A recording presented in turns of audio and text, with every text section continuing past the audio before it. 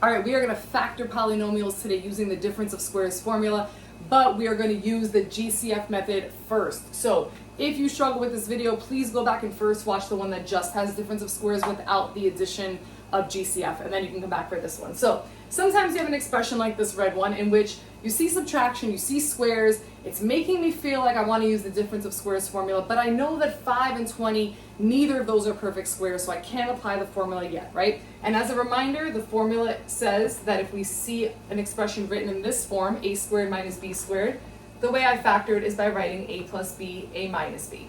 So if you see that it looks like I might be able to get to difference of squares, but it's not quite there yet, always think about GCF. So when you go to factor, there's a bunch of methods you know. Look for the GCF first because sometimes that may unveil a different method you can use after you factor out the GCF. So in this expression, both terms have in common a 5. So if I factor out a 5, I'm going to get inside the parentheses c squared minus 4d squared. If you're confused about this, please go watch the video on factoring by GCF.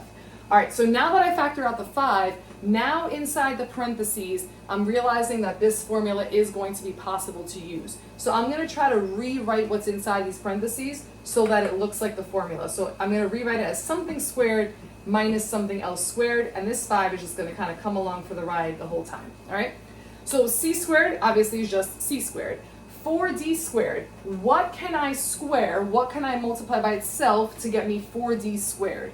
The answer is 2d, right? So if I put a 2d in parentheses, 2d times 2d would give me 4d squared. So these two expressions are the same, but the reason I'm rewriting them is so that I could see what my b is. What is being squared? So a is c, and the b is 2d, right? These are the things that I'm squaring and subtracting. So now that I have it written in the correct format, I can simply substitute into the formula. So the formula says that I'm doing a plus b, so my a was c, plus my b is 2d, multiplied by a, again c, minus my b, which again was 2d.